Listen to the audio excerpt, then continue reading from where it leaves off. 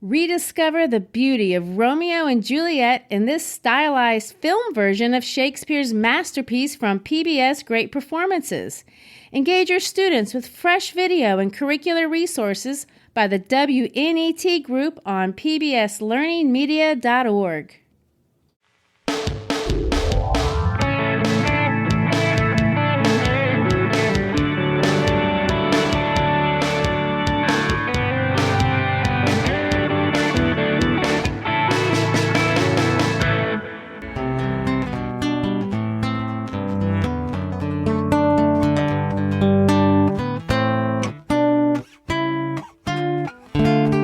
Hi, I'm Christy Shriver, and we're here to discuss books that changed the world and changed us. Please look down on your phone below where you just scrolled to find our episode, and keep on scrolling till you hit the place where you can give us 5 stars. It matters in podcast world. Also, please tell a friend about us. I'm Gary Shriver, and this is the How to Love Lit podcast. We're here in Memphis, Tennessee, starting up school, and teachers across the city are pulling out those great beloved classics that have been synonymous with school teaching from what feels like the beginning of school or time. And so, as perhaps the most iconic of all the classics, today we begin our series on Romeo and Juliet. Now, Christy, this might be the only Shakespeare play I ever read in school. That is, if I read it. I can't really prove that I did, but it sounds familiar. I bet you did. And you're talking just about like every single person. It's the one story people actually know, although most don't know if they actually read it or not. And most people would say they don't really like reading Shakespeare at all. Here's a stat for you. On any given year, there are about 410 professional companies performing Shakespeare, and some of those will be performing for the whole year according to the World Shakespeare Bibliography, and that's a lot, especially when you think that these are mostly the same plays over and over again. You know, he hasn't written anything new in a while. No, we only got the 36. That's right. But let me put that number to you in another way. If you spread out the performance hours in a row, which really isn't how it works, but, you know, just to give you the image, there's a Shakespeare performance on average going on every hour of every day, everywhere, always. And that's kind of intriguing, really, because if you ask people if they sit around reading Shakespeare, everyone will say no. But if you look at what people are performing, what they're watching, what they're paying money to see, Shakespeare is still very, very popular. In the summer, he's performed in parks all over the world. His plays sell out everywhere. Even here in small town Memphis, Tennessee, we proudly have the Tennessee Shakespeare Company, and it has its own theater. It works in our schools every year. And last year, even with COVID, there was over 20 performances, and the actors performing Romeo and Juliet worked in classrooms with over 4,000 students across our city. So Shakespeare moves everyone, and among the Shakespeare greats, Romeo and Juliet, perhaps more than any other, is moving. I wondered about that myself, and I Googled how many Romeo and Juliet movies there are. A number I didn't actually find, but the IMB has cataloged at least 34. The two most popular being the one produced by Frank Zeffirelli in 1968, and followed by the one that came out in 1996 starring Leonardo DiCaprio and Claire Danes. Yes, that's the one everyone remembers. But of course, we can't forget there are countless other movies and plays based on it, like West Side Story, which is set in New York, of course. It's a musical, but it's basically the same story. And I would like to point out that I played in the theater orchestra for production of West Side Story. And reading that score was very challenging. And that's probably when I found out that West Side Story was a takeoff on Romeo you didn't and Juliet. even... Yeah, I was slow to the party on that one. Oh, my. So, any theories about what makes Shakespeare so popular and what makes Romeo and Juliet the most popular of the popular, if you agree that it is? Well, it's definitely up there. There are a couple of challengers and competing lists. Of course, there's Midsummer Night's Dream and Hamlet, but that with Romeo and Juliet are obviously the most produced plays that he ever wrote. And as far as to why, well, of course, I have my theories. Oh, of course. But I will say that his popularity isn't universally accepted, even among English teachers. I was at the AP reading last year, which is this big deal where we read essays and grade for the College Board. And the lady who was sitting at the table with me grading, she and I got in a discussion about this very thing. She's super accomplished, very successful, but she doesn't even teach Shakespeare anymore. She thinks it's too hard for modern students to understand, and it's just not a good use of her time. There are better things to do. As for my part, I respectfully disagree with that view. Yes. I adore Shakespeare, and I will make the case that he's worth it. He's worth tackling all the big words. Most of the reasons I love him have to do with the so many great things that he says about life. His lines are just amazing. But that's really not the only reason people love him, that's for sure. There's a couple of other reasons. I'll just throw out a few easy ones. For one thing, theater people love him. They love performing and often reinventing Shakespeare. There are a gazillion ways you can interpret his work, and it's always appropriate, it's always relevant, and the characters are easily adaptable. It's just about context, and they never really lose their essence. Let me tell you what I mean. Just Romeo and Juliet, for example, I've seen the traditional one several times. I've seen one in modern language. I've even seen one where Juliet was in a wheelchair. I saw one where all the characters were drug heads.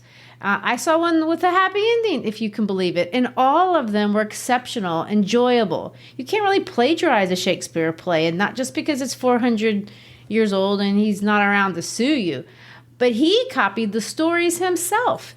You could say that Shakespeare does not accept the concept of plagiarism. And you just don't get the impression he would care, and there's a freedom in that. One time, my dad and I, because he, as you might can tell, he's a Shakespeare lover. We went to Nashville to watch a Shakespeare in the Park event that year. It was on Midsummer's Night Dream, and it had a Western theme going on and all kinds of crazy musical things, and it was totally legit. And I have to say, it's probably my favorite Shakespeare performance to date. It wasn't a parody on the text. It wasn't a travesty. It was actually the genuine text, the traditional language. It was a celebration of his idea, but it was looking at it and exploring it from a different perspective. And there's just endless numbers of ways to do that, which makes it kind of fun. You never know what you're going to see. Yeah. One time you dragged me to see a production of King Lear, and as we're watching it, there's a line that comes out of the play where he says, "Sharper than a serpent's tooth is an ungrateful child." And I about fell out of my chair because my mother quoted that line to me as a child. I had no idea she was quoting Shakespeare to me all those years. A lot of people don't. Well, for the non-literary person, what do you have to say about the fact that the language is actually difficult? And your friend was not wrong about that. Is it really enjoyable if you have to study it or know about it ahead of time for it to be fun? Because for me, that's a drawback. Well, it is a problem, no doubt. But I would say there's a fun, nerdy side to the language. And the more you know about the play, the more fun the lines are and the play can actually be. But I think we can agree, if you would give it a chance, that if you watch a Shakespeare play, you're not watching it for the suspense or the surprise ending. And you can understand it even if there's not a lot that you don't, understand in terms of the language. There's slapstick humor, there's action, there's double entendres for those who enjoy a good sexual innuendo from time to time. Shakespeare literally wrote for all the audiences of his day, and lots, I'd say probably the majority of the people who watched Shakespeare were literally illiterate. So it wasn't a cultured thing for them. But there was that class of cultured nobility who watched it as well. So he had that in mind. And it seems really, especially if you think about the content of the plays, that people really haven't changed all that much in 400 years. We all can fit somewhere within the range of what is an acceptable audience for Shakespeare. And that's kind of fun too. It's nice to know that there are lines that are just as true today as they ever were in the 1590s, if you think about it. So Shakespeare asks questions about love and death. That's what we're going to see here. He says things we say or think, but he says them in a pretty way. And I know that sounds somewhat unbelievable, but I don't get tired of teaching Shakespeare plays, and mostly it's for the lines. I don't teach them every year, but years that I do, I have to read out loud the same lines 6 times a day. And I really enjoy it, and I'm not that intellectual, I promise. It's just the words can move you. They have layers, and I've seen them move students from small town Arkansas, age 14, all the way to sophisticated doctoral professors at the Globe Theater. So there is a range. There is. And I want to say a thing about Shakespeare's lines. One of the greatest things I've ever seen is the Shakespearean insult daily calendar. I mean, when I spent a year reading the insult lines from his plays, I thought, this is amazing.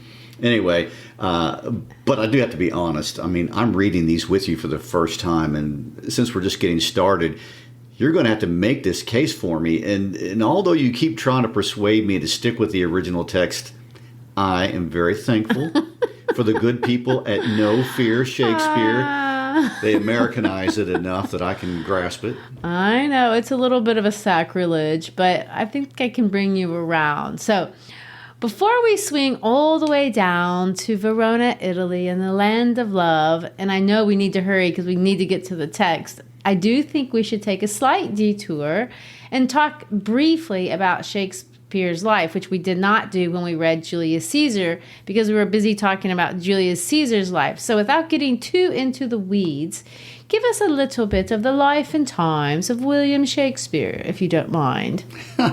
Honestly, it's super surprising considering how legendary he is that he's really a mystery. Some people think he didn't even actually exist. I know, there is that conspiracy, but I just don't buy it. And the main reason is my father and I, which I told you, is a lover of Shakespeare. Well, he took me one time on our little Shakespeare vacation, and we went to London, we went to the Globe, then we went to Stratford-upon-Avon, and we saw the house where he was born in. We saw the fancy house. Well, the house isn't there, but we saw where it used to be that he lived in as an adult. We saw We saw the home where his daughter lived, and this really proved it for me. We saw his tombstone. I left thinking, I think he really was a living person. Well, I hope so, because in the study of my ancestry, I have I have a link back to Stratford-upon-Avon. Oh, you do? Yes, I'm a descendant of an individual that was a godparent to his children. Well, there you go. If he even existed at all. He existed. There's no doubt. Okay. Well, there is a conspiracy theory, but I'll let people Google that. The fact remains that we know very little of any certainty about this man except for a few basic historical documents. And we know that he was born on April 23rd in 1568 in a small town called Stratford-upon-Avon to a man named John Shakespeare, a relatively successful wool dealer, and to a woman named Mary Arden, who supposedly was of noble birth, but that's all we know about her. We don't know much about his education, his youth, or childhood, and there is one scandalous rumor that he got into trouble for hanging out with some local hoodlums and got into trouble for deer stealing. Oh, dear. That's a pun. And so if you can steal a deer, I have respect for you. Apparently he wasn't good. He got caught. Oh, well. Maybe it's an indication that he's as mischievous as some of his characters. Probably so, because you know what we like to say, writers write out of their experience. Okay, we do know for sure that he married Anne Hathaway before he was even 18. A girl 7 years older than he was, but we don't know for sure if there was true love. Yeah, there's been a lot of speculation that they didn't have true love, and I have my doubts myself. In his will, he left her his second best bed. It's an insult. Which I don't know what that means, but it doesn't sound nice. And of course, there's the famous lines from Twelfth Night where he says, "Let still the woman take an elder than herself." Then he goes on to explain it. So wears she to him, so sways she level in her husband's heart. For boy, however, we do praise ourselves. Our fancies are more giddy and unfirm. In other words, the men's fancies are giddy and unfirm. More longing, wavering, sooner lost, and worn than women's are. Then let the love be younger than thyself, or they affection cannot hold the bent. Seeming to say you'll get tired of the older women. It's quite insulting, especially to us modern types. Especially. And there's a detail that she lived in Stratford and he in London for most of the years of their married life. True, but he did go back every year, and when he got rich in 1597, he did build her a really nice home there. So who knows? It's fun to speculate, and I don't think Shakespeare would mind at all. In fact, I know he'd probably really love the rumors. At least we get that impression. Oh, he would love the rumors for sure. And it's just amazing that a man who enjoyed the favor of Elizabeth I and then James I, never mind many other extremely important people, would have such little documentation about his life. His signatures on a couple of deeds, on a mortgage, on his will, and that's about it. We don't really even know exactly what year he retired.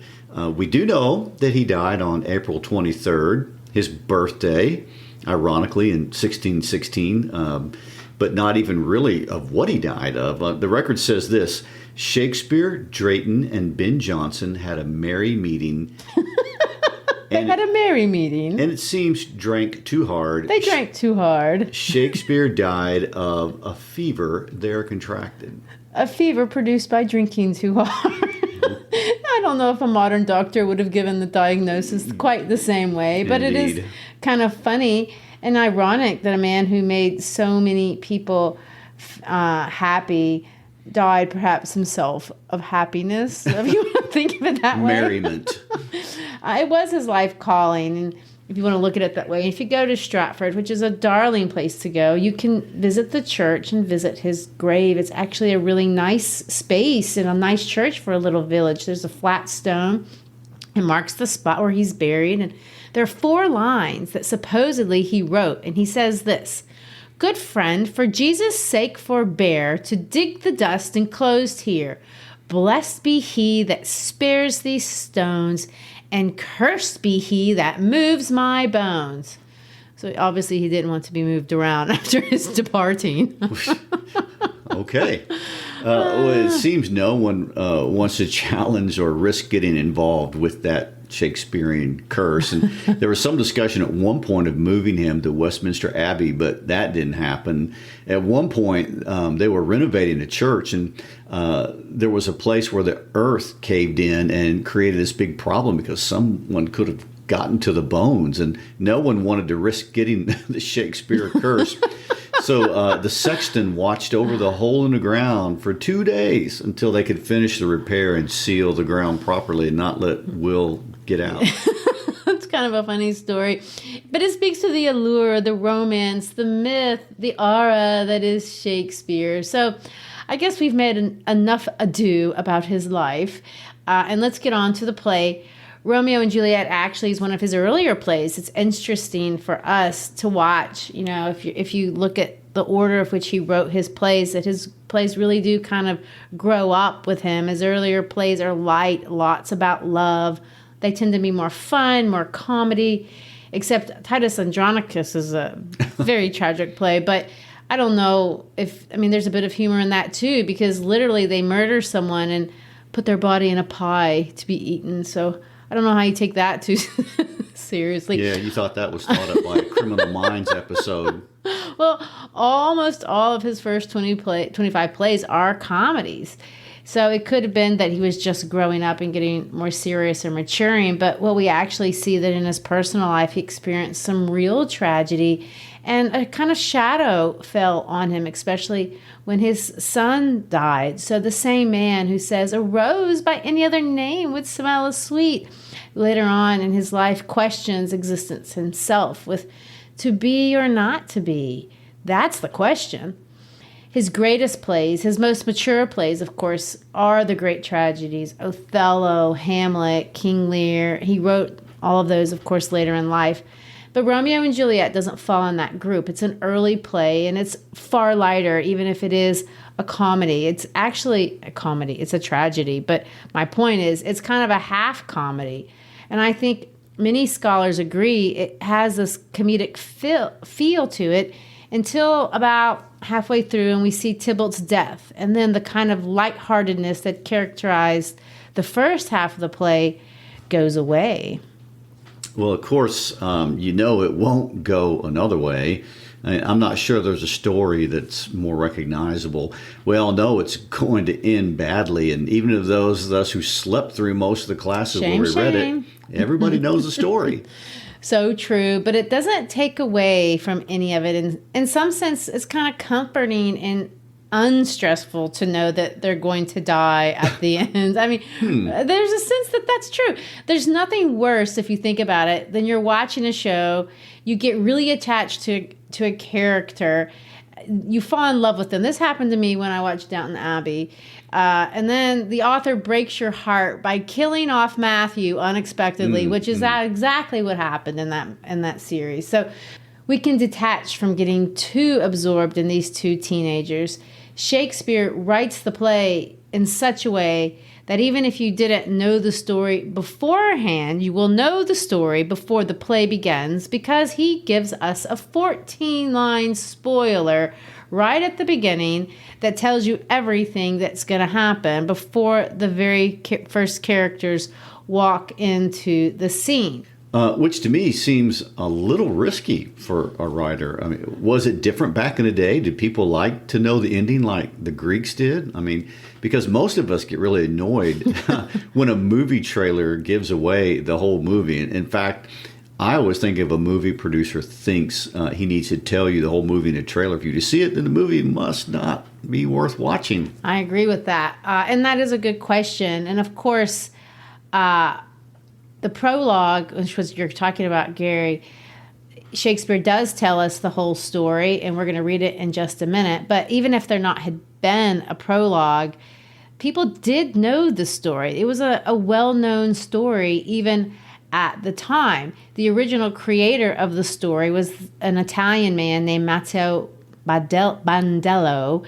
But Shakespeare's source was not the original Italian writer, but an English translator who translated things from Italian to English by the name of Arthur Brooke. And he had written this as a popular poem called The Tragical History of Romeo and Juliet. And he published it about 30 years before Shakespeare wrote his play version. And there were other versions besides that one. So that aside, there seems to be, besides just the fact that people really already knew the story, there is, in fact, thematic reasons for telling us the whole story before you let us watch the story. And a few of which I think we really should have in our minds, because Shakespeare wants us to have certain things in our mind before we read this particular play. So, to set up the story, I want to talk about, before we even get to the prologue, I think we need to understand what's the difference between a comedy and a tragedy. So obviously, comedies and tragedies are different because one ends in death and the other in marriage. But there's a second difference, and I think a more important difference between comedy and tragedy. And we all feel this, but we don't actually think about it or pay attention to it. In a tragedy, the person who experiences the sad thing is sympathetic to us because in some way we have to see them as better than us. They are of noble birth. They make hard decisions. They overcome bigger obstacles than maybe we can do. And we feel sad because they don't deserve the kind of thing that happens to them. They're better than us. The author has to build up the character so that we feel like they should not have died. We think of this, the best example that I can think of would be not a play, but the story of Abraham Lincoln, which is actually real life. Why was that so tragic? Why was it a great tragedy? Well, because he was a great man. He had just done a great thing, and his life was cut off too short. It's tragic. So he's noble, and the protagonist must be noble. It's not a tragedy if bad things happen to bad people. Or to put the words as Catherine Zeta-Jones does in Chicago, it's not sad if they had it coming. So let's think about a comedy. We laugh in comedies because we, as viewers, are better than the people in the play. And it's fun to laugh at them. We don't feel bad about it. One of my favorite comedians is Jack Black, and he does ridiculous things. And there's a sense that he does things that I've thought about doing. I might have done, but not in one of my better moments, the moments that I don't want to tell anybody about. And that makes it funny. Will Ferrell, your favorite comedian, Indeed. does exactly the same thing. He's absolutely ridiculous. And in some sense, every viewer finds him funny because they can see themselves in the character that he's creating for us on the screen. So yet we're still better than yes, you're better than the goofballs that he's portraying in Talladega Night or any of the other onslaught of goofy films. Shakespearean versions of Talladega Nights. Oh, can you imagine? Ricky Bobby. Yes. Well, what's unique about Romeo and Juliet is Shakespeare makes half comedy, half tragedy at the beginning of the play. And pay attention to this, because Shakespeare goes to a lot of trouble of pointing this out specifically with the character of Romeo. These two, Romeo and Juliet, are not better than us. I know that they're of noble birth, but they're not, big nobility people. The first scene of the play, we're laughing at Romeo. In fact, not just us. The other characters are laughing at Romeo. He's ridiculous. He's a love-stricken teenager doing what we've all done in our worst, most embarrassing teenage moments, pining after the wrong girl. His friends make horrible fun of him, and the jokes are bawdy. They're inappropriate. So in a sense, we're better than he is, and we can laugh both at him and later on at Juliet for being so impetuous. It feels silly and something we've all experienced. Juliet, although it's more subtle, has been created also in this really extreme version. One thing to find interesting in Arthur Brooks' original version of Romeo and Juliet, Juliet is 16. Most of the versions of the day that Shakespeare was modeling his play after have her at 18. But when Shakespeare creates his version, he lowers her age dramatically, making this character very relatable. And she's sweet, she's innocent, she's endearing. But it's also kind of sweet, funny when they fall in love, as 13-year-olds might. However, by the end of the play, things have changed. And these characters, in some sense, have found their nobility. They've grown up. There's something heroic inside of them. They're forced to grow up through choices and circumstances of some of which were out of their control. And they didn't do very well. We'll talk about that later. But they did pursue the right kinds of things, maybe better than other people older than them were pursuing. And I'll show you what that means and how it's been inspirational when we get there.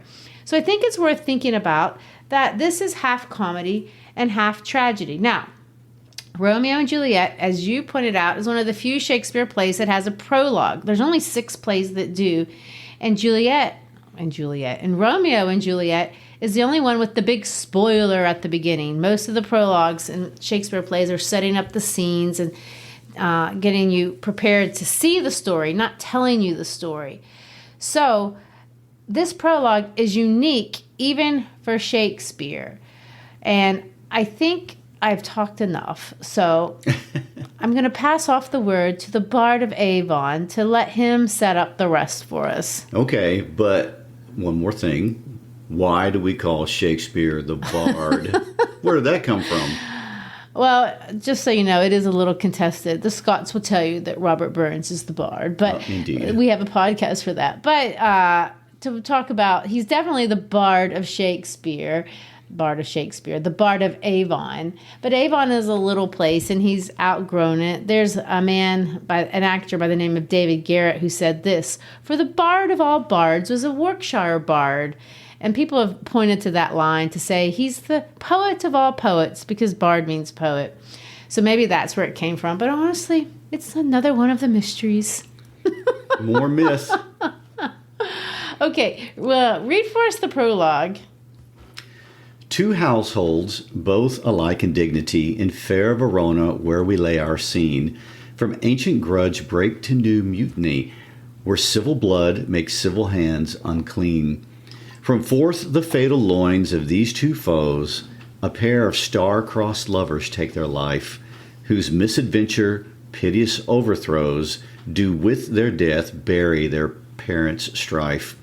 The fearful passage of their death marked love, and the continuance of their parents' rage, which but for their children's end naught could remove, is now the 2 hours' traffic of our stage, the which if you with patient ears attend, what here shall miss our toil shall strive to mend.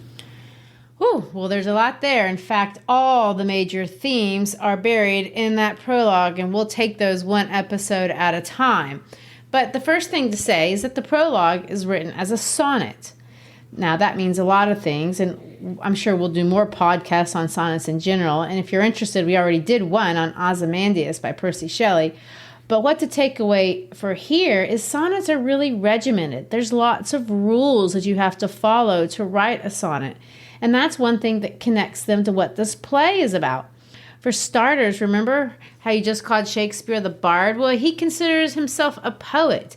And remember what poets do? They use structure, they use punctuation, and they use all the details of every word to lead you to their main idea. Well, this play is about love, like sonnets are about love. Sonnets are from Italy, by the way, just like our play. That might be taken about too far. But Romeo and Juliet is about the rules of love, but it also is about what happens when you break the rules of love. So if we just take a cursory look at the words, look at all the contrasts in this sonnet. There's a lot about love, but there's also a lot about death.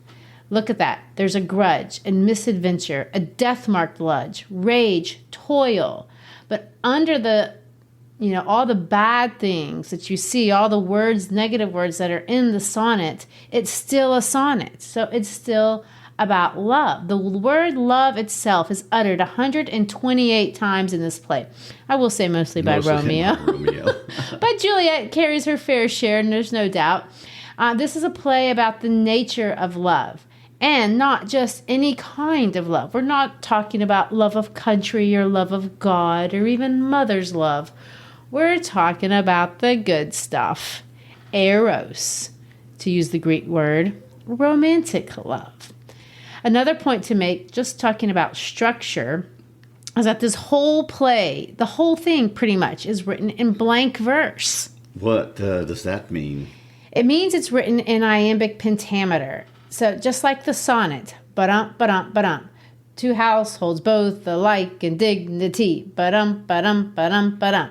Pretty much every single dang line in this play has 10 syllables, and every other one, it's accented. The whole thing beats to the beating of your heart. It's very sweet.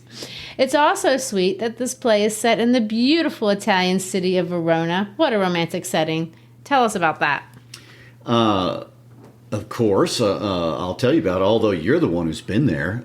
It's one of the most romantic cities in the world, and it's a setting for not one, but two Shakespeare plays. Even though the town isn't all that large, today 250,000 people call it home, and about the same size as Venice, if you want to compare it to something.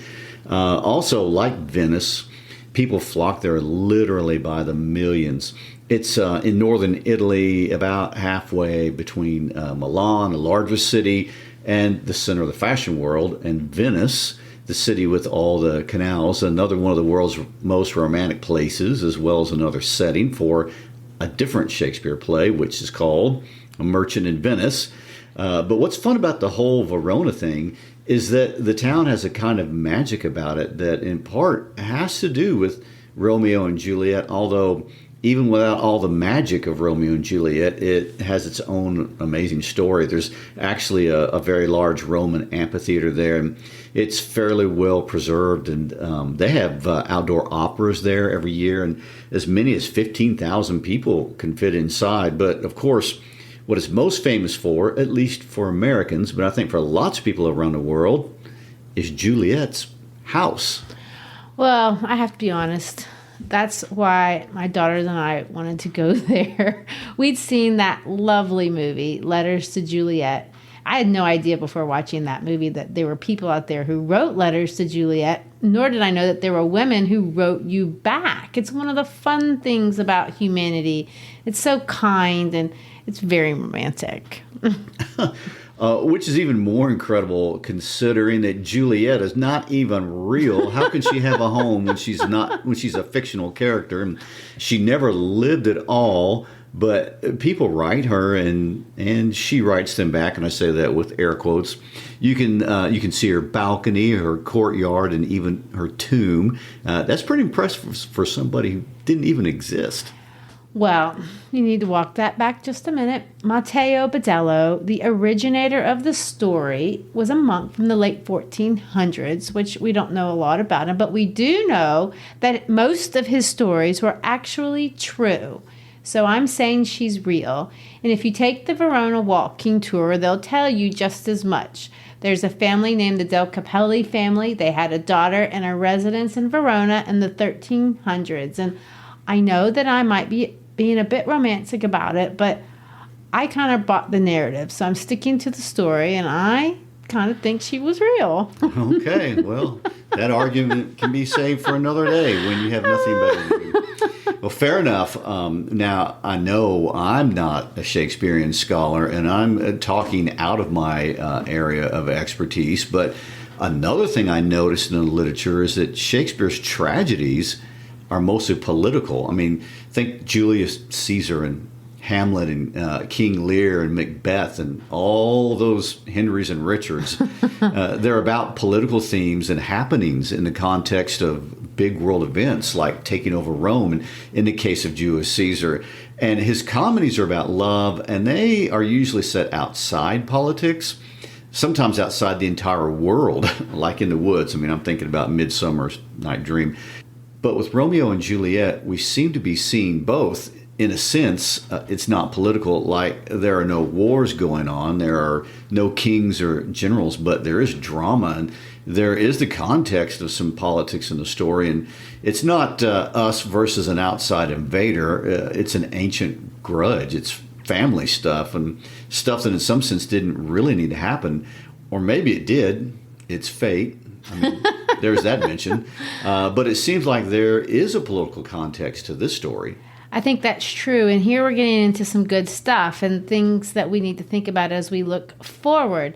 At the time of Shakespeare, love and marriage looked very differently than it did today. And in a sense, love was political. Gary, tell us a little bit about how Shakespearean audiences would have thought about marriage and love in a political sense during their day. Well, as you can guess, it's a little different. For one thing, women were nothing in the world. They were literally property, and you could fall in love with the person you were married to, but that would just be lucky and definitely not a requirement. I mean, women had zero way of supporting themselves except through marriage. So this was the main concern of any loving father, and you legitimized and created higher social rank through marriage. And it was actually legal to get married if you were a girl at the age of 12 and for a boy at the age of 14. However, having said that, that didn't happen very often. Most people waited, and the average age for a girl to get married was between 20 and 29, and that's not all that different from America today, where the average age is 27. Although I will say, for our British audiences, you guys have changed a bit. The average age for marriage in England is 37. The main difference. Yeah, the main difference between marriage today and marriage in Elizabethan England is that today we do marry for love and not for politics or social status, although a few would. For sure. I think that is one idea that really resonates today with so many across time and different places. How many children fall in love with someone who's not in their social status, either because of money differences, religious differences, racial differences. I was at Kroger during the quarantine, and a couple of former students came in, and we ran into each other. They were getting groceries for a picnic, and we got to talking. I asked them what they were up to, and they just flat out said, "Miss Shriver, we're Romeo and Juliet." And what they meant not that they were, going to drink poison or anything like that, Good. but that their families weren't accepting their relationship for social, political reasons, however you want to view it in the traditional sense. So you can see that this play has been challenging traditional norms of marriage and relationships that is in some sense even modern today. And Shakespeare was deliberately challenging those boundaries. So, getting back to the love thing, I would assume then that Shakespeare dropping Juliet's age down to 13 would have caught the attention of the audiences, and they would have been a little bit grossed out, or that could be their reaction, or think, "Oh, that's just wrong," and that attitude being too much, that's just too far. I think that is exactly the right reaction that he was intending with the audience. The father was trading in his daughter for political reasons. He wasn't taking care of his daughter. He was using her, which brings us back to politics. The play does not start off talking about love. It starts off talking about politics. True, and we begin Romeo and Juliet just like we did in Julius Caesar, and that's with common people. In Julius Caesar, there were working guys out partying in this play, and they're servants. And one thing that I thought was weird is that they have British names. They do. Whereas the noble families have Italian names. Explain that. I don't really know why that's the case, but since we're moving into the play, we may need to bounce back to the prologue later. But we will see that these servants are going to show that this grudge is kind of stale. It's not really a big, heartfelt deal anymore. The prologue calls it ancient, and there's no explanation for it, not even with the discussion of the servants. They fight because they want to fight. They're just talking, and it's very silly. It reminds me of teenagers in the halls at school, and he says, "A dog of that house shall move me to stand. I will take the wall of any man of maid of Montagues."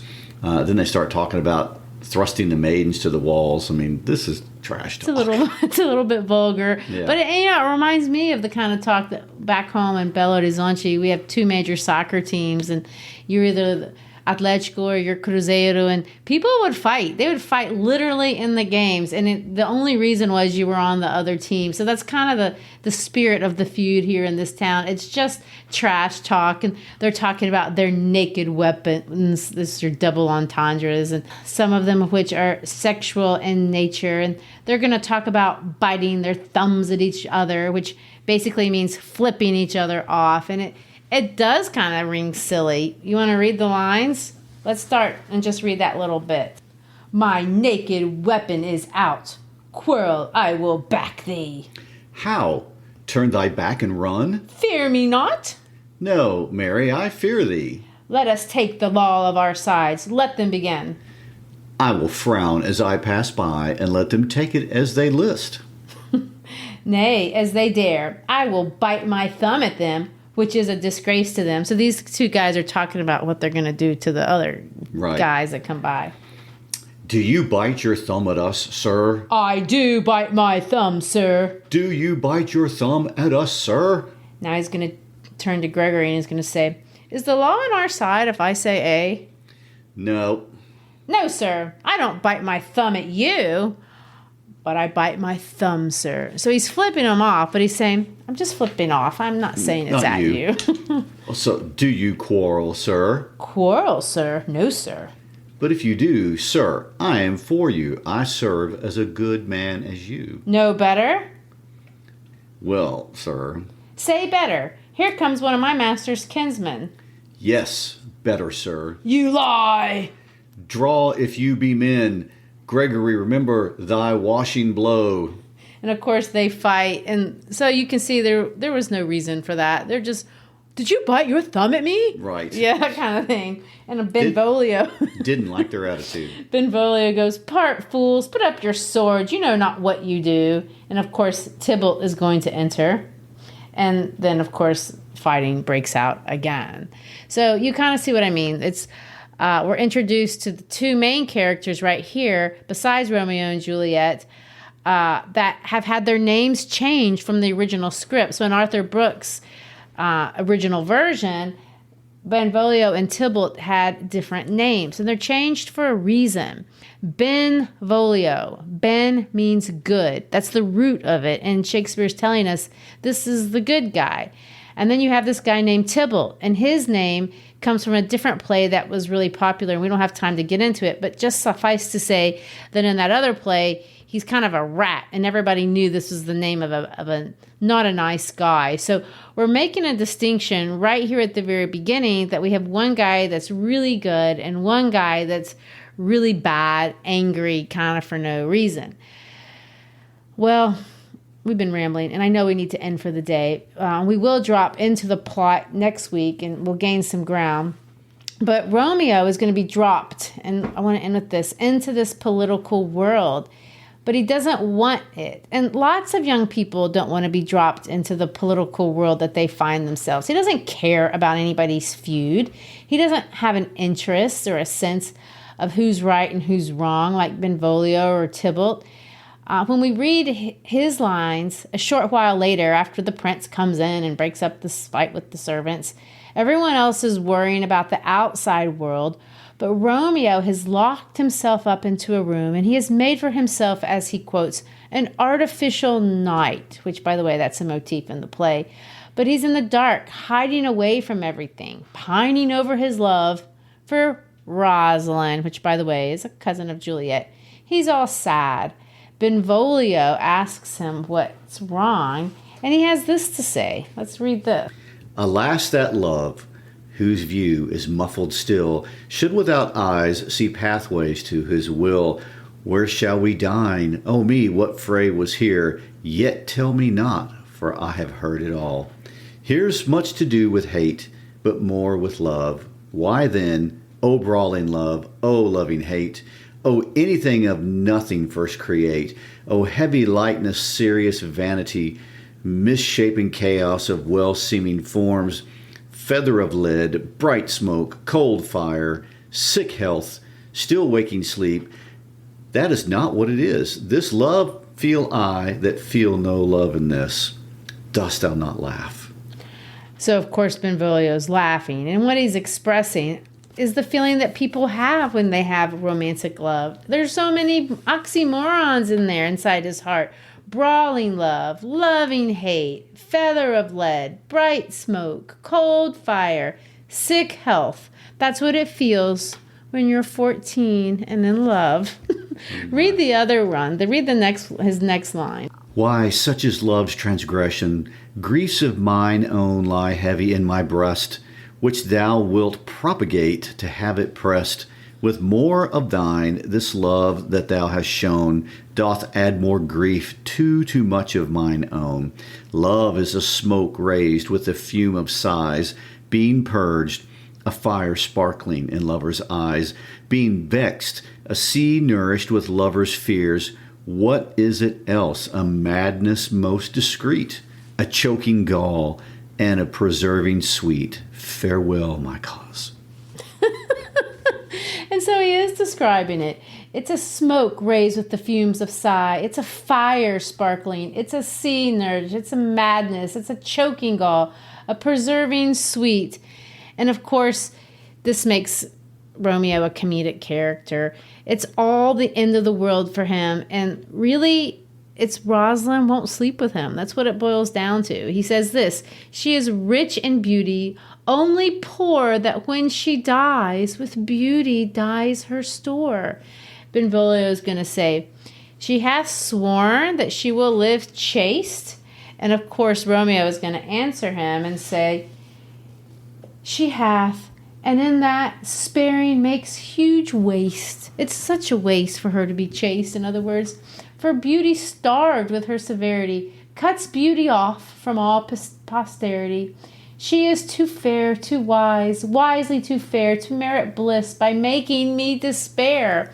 She hath forsworn to love, and in that vow do I live dead, that live to tell it now. Well, Benvolio gives him the best advice ever, forget about her. Romeo asks how, and he says, by giving liberty unto thine eyes, examine other beauties. And of course, scene one ends with them off to the chase. And the Barney character, if you like that show, How I Met Your Mother, let me get you a girl. True. And here's the point that I want to make by closing out today. Romeo's a kid. He's an average kid. He's not ambitious. He's clearly not super virtuous, as we can tell from those lines, but he's definitely not evil, and he's someone we can laugh at. But this, we're told in the prologue, is not going to be a comedy, and this story will not end in marriage. It's a tragedy. It's about someone who is noble. And so we have to ask, why do we love this play? Well, here's my thought, and I'm going to end this episode with this one. We love this play because one of the big ideas, and I want us to think about, and it pervades this whole play, is that there is nobility in all of us, no matter how we're born or our station in life. And there really is. And I think this is a true idea. But where does this nobility come from? And how do we awaken what's noble about ourselves? And somehow nobility is awakened in us with this connection to love. It is love. And in this case, eros, romantic love. And maybe it broadens out farther than that, but in this play it doesn't. It's eros that turns Romeo into a hero. We're just average, but when we're in love, we can dream great things. We can fight great fights. We can stand up to great authorities. And in the end, we don't even care how it ends, because if it was for love, it was worth it. And that is the sweet, endearing idea that we're going to think about for the next 5 acts. The language is hard, no doubt. It will definitely take us more than the 2 hours Shakespeare promises it takes to read the play in the prologue. But if we too have patience, what here shall miss, our toil shall strive to mend, to quote the bard. And on that note, we will end. Thank you for being with us today. If you like our podcast, be sure and tell a friend. And check us out on our Instagram page, our Facebook page, and also our howtolovelitpodcast.com page, where we have lots of information regarding the books that have changed the world and change us. Peace out.